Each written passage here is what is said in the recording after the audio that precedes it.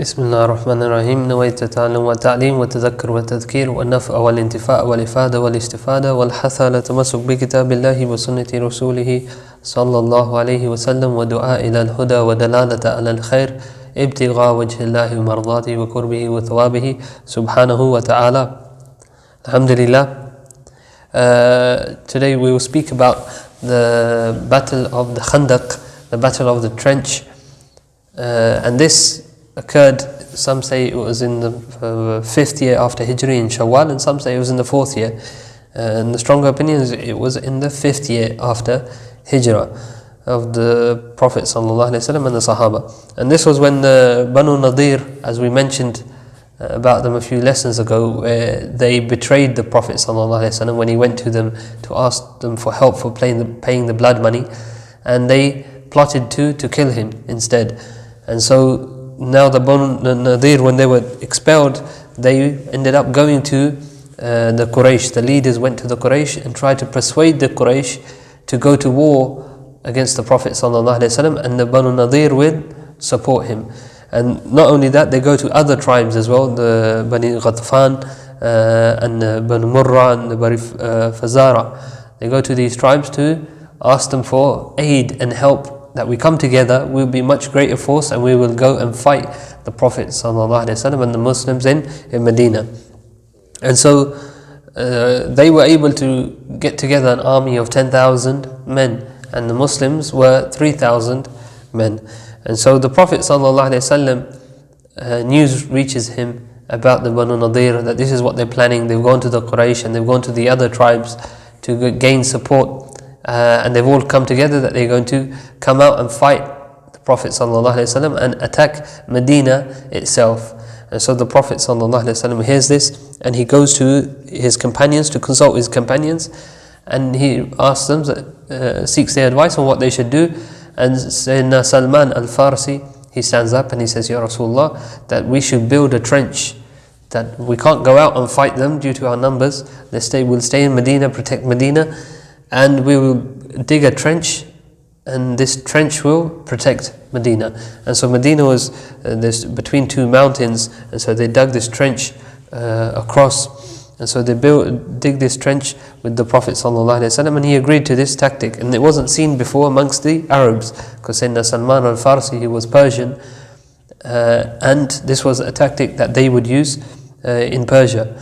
And so the Prophet ﷺ sets out with his companions to now dig this trench along the front of Medina. And he himself ﷺ is involved again in the digging process himself. That he doesn't leave it just to his companions, he actually gets involved and he begins to dig himself. And they say that they were digging at times where, at this time in Medina, there was very little food. It was a drought. And so the Prophet ﷺ was going hungry, but the Sahaba were also going hungry. And it's mentioned that they were digging for 3 days without any food, or very little food for some of them.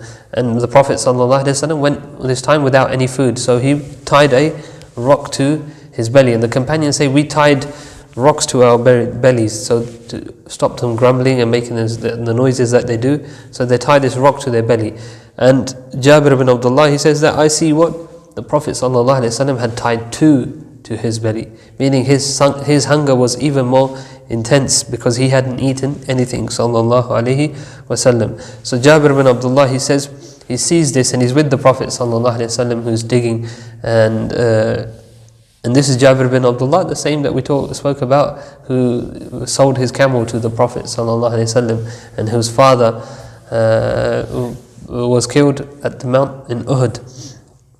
And so he sees the Prophet ﷺ in this state, and he can't bear it to see that his messenger, his beloved, has 2 rocks tied to his belly, that he's in such intense state of hunger. So he says to the Prophet ﷺ, he says, Ya Rasulullah, do you give me permission to leave, to go home? Can I have a break from digging? And the Prophet ﷺ says, you have permission. So he goes home and he goes to his wife and he tells her the state of the Prophet ﷺ, and he says, this is what I saw, that he had 2 rocks tied to his belly, that is there any food in the house, and that we will invite him. So she says, I have some barley and I have there's a she-goat. And so he says, okay, then make the dough and make the bread, and I'll sacrifice the goat and we will cook it and we will invite the Prophet ﷺ. So his wife begins to make the dough, and he goes and sacrifices the goat, and they cook the food. And so in Jabir bin Abdullah, he says, I will go and invite the Prophet ﷺ. So he goes and he tells the Prophet ﷺ, he says that we've prepared some food in the house for you, and some bread and some meat, a she-goat that we've sacrificed. So you come and join us for some food, and bring one or two of the men with you. Meaning, and Jabir meant, one or two, Sayyidina Umar and Sayyidina Abu Bakr and Umar and maybe Uthman and Ali, these close companions of the Prophet ﷺ. So he said, bring one or two of the men with you. And so the Prophet ﷺ asks, is there enough food? He says, yes. And he says, what is there? And he says that there's some bread that we've made, some baked, and there's a she-goat that we've sacrificed. So the Prophet ﷺ says, alhamdulillah, that's enough. And so Jabir is now ready to go home, and the Prophet ﷺ, he calls out to all of the Sahaba. He calls them all out. He says, Jabir has cooked us, him and his family have cooked some food for us, so let's leave the digging and let's go and eat some food. And so Jabir, now in a state of panic, thinking, we've just made a little bit of bread and there's some meat at home, and now the Prophet ﷺ has invited everybody. So he rushes home before everybody, and he gets home and he opens the door to his wife and he says, woe unto us.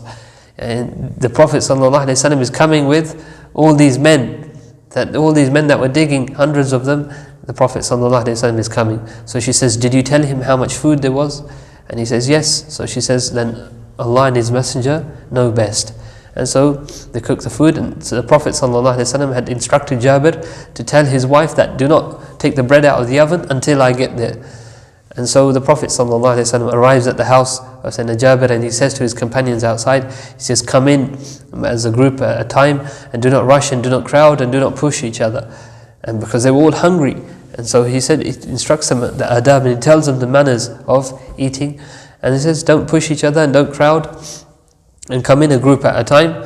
And so the Prophet ﷺ goes in, and he goes to the oven, and he takes out the bread and brings forward the meat, and they bring it forward in front of the Sahaba, and the Prophet ﷺ himself begins to cut the bread and cut the meat, and the companions are sitting waiting to be served, and they're served by the Prophet ﷺ, and he places food into the dishes for them to eat, and they all eat. And it says, this narrated that all of the companions came and they ate a group at a time, 10 by 10 they came, and they all ate to their full, until each one of the Sahaba had eaten to their full. And then the Prophet ﷺ ate to his full, and then he said to Jabir, he said, this is the food that's left for you and your family, that eat and then give away that which is left over, because the people are going hungry.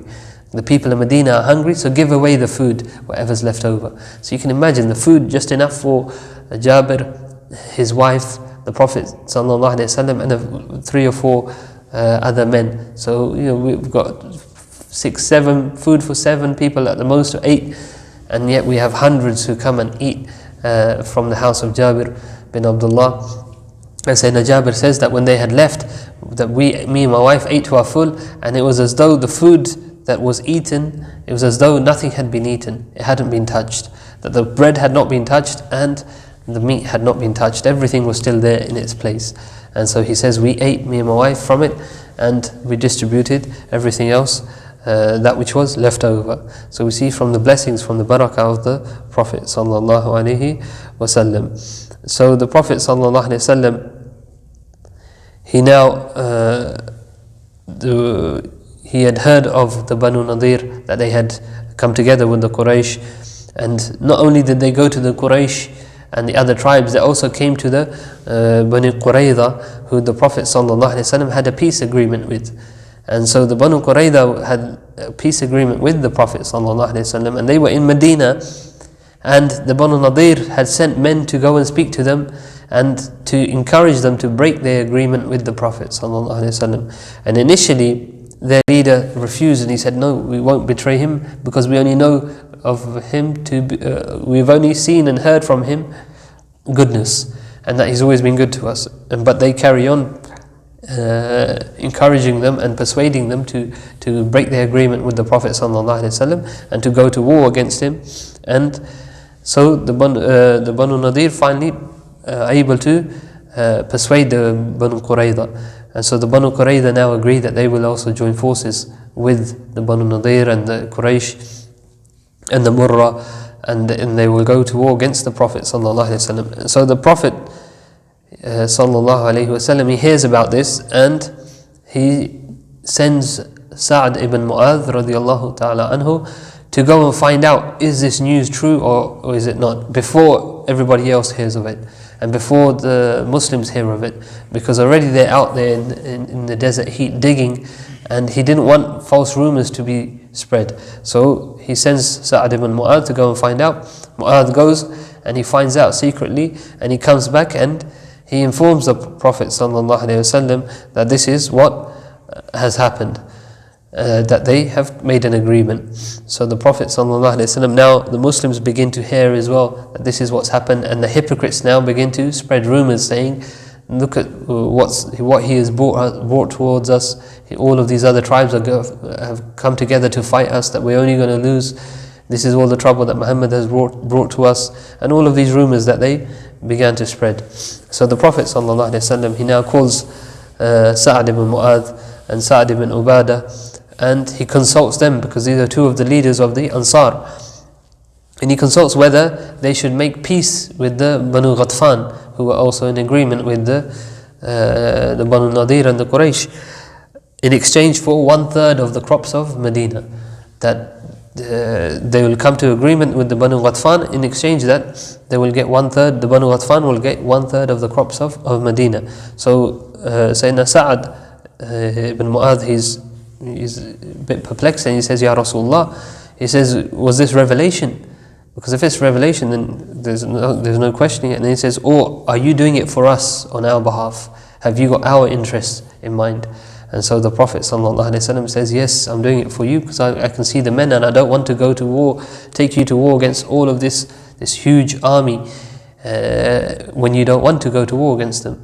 And they say, it's the opposite, Ya Rasulullah. They say, no need for you to do such a thing and worry about us. Rather, we will only give them our swords. That we're not going to give them 1/3 of the crops of Medina, we are going to give them our swords, and that's it. And the Prophet ﷺ, he hears this, and he's pleased, and he knows he has now the support of the Ansar, because the leaders of the Ansar are happy to go to war.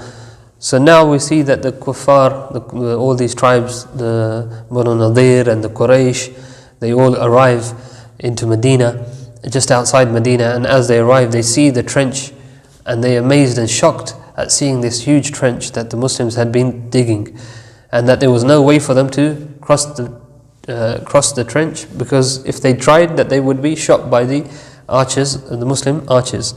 And so now they call out, they set up camp outside before they decide what to do.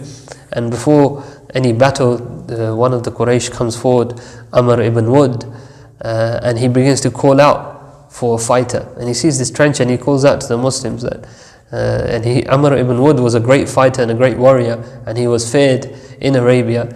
And so he calls out to the Muslims that, come, if anybody wants to come and duel and fight me, then come and fight me, if anybody is man enough. And he begins to rhyme poetry, cursing the Prophet ﷺ, mocking the Muslims. And so the Prophet ﷺ says, who will fight him? Who will go to fight him? And Sayyidina Ali puts his hand up and says, Ana ya Rasulullah, me. And the Prophet ﷺ says, not you, because he has already lost his wife, his uncle, Sayyidina Hamza. He lost his other uncle Hamza, radiallahu ta'ala anhu. And now Sayyidina Ali, one of his only relatives left, and he was somebody who's beloved to him, who grew up in his house. And so the Prophet ﷺ says, no, not you, because he was still young. And then Amr ibn Wud begins to call out poetry and rhyme again, because nobody comes forward. And the Prophet ﷺ says, who is going to step up? And nobody answers. And then Ali says, Ana ya Rasulullah, me. And the Prophet ﷺ says, no, Ijlis ya Ali, sit down, not you. And the third time Amr ibn Wud begins to rhyme this poetry again. And Sayyidina Ali says, Ana ya Rasulullah. The Prophet ﷺ says that, do you not know who's Amr ibn Wood? And Sayyidina Ali replies, he says, Wa ana Ali bin Abi Talib, and I'm Ali bin Abi Talib. And so the Prophet ﷺ sees this bravery in Sayyidina Ali karamallahu wajhu, and he allows him to go fight. And Sayyidina Ali goes out and he meets Amr ibn Wood, and he begins to duel him, and he overcomes him and he kills him. And the Sahaba say they couldn't see who had won the battle until they heard the takbir, Allahu Akbar. That Sayyidina Ali, when he killed him, he cried out the takbir, and that's when they realized that Sayyidina Ali was victorious and he defeated Amr ibn Wood. So during this time now, one of the kuffar, Nu'aym ibn Mas'ud, he comes to the Prophet ﷺ and he becomes Muslim. And so the Prophet ﷺ sends him back. He says, no, go back to the non-Quraysh tribe and the non-Muslim tribe, but do not tell them that you are Muslim, and pretend to still be as they are. And so he was a spy for the Prophet ﷺ. And he said to him that, go and cause discord amongst the enemy. Go back and cause discord amongst them. And the Prophet ﷺ says to him, war is deception. And so this Nu'ayman ibn Mas'ud radiallahu ta'ala anhu, he goes back and he goes first to the Bani Qurayza, and he says to them that, and he was respected by both, and he says to them, tell the Quraysh, ask them for some men to be held, not as in ransom, until the fighting finishes, that you will take some men and you'll keep hold of them and you won't let them go until the fighting finishes. Why? Because the Quraysh cannot be trusted and that they might flee, and so you should hold some of their men as captives, some of their main men, because they don't trust you, the Quraysh don't trust you, so hold them captive, some of their men. And they agree. And so then he goes to the Quraysh and he says to the Quraysh that the Banu Qurayza regret coming to war with you, that they're not happy about coming to war, and they don't trust you, and they're gonna want to come to you and take some of your men and kidnap some of your men and hold them ransom. This shows that they don't trust you. And so are you sure that you want to go to war with these people who will flee on the battlefield? And so the Quraysh are now thinking, well, if we go to war, we will lose, and they leave, we won't have their support, we can face a huge defeat again. And so now the Banu Qurayza don't trust the Quraysh, and the Quraysh don't trust the Banu Qurayza. And then he goes to the Banu Ghatfan, the Nu'aym, and he says the same to them. And he tells the same to them, and he goes to the other tribes and says the same, and they all began to distrust each other. So now, after a period, because of the non-Muslim camped outside Medina for a while, over 15 days, and they all begin to distrust each other.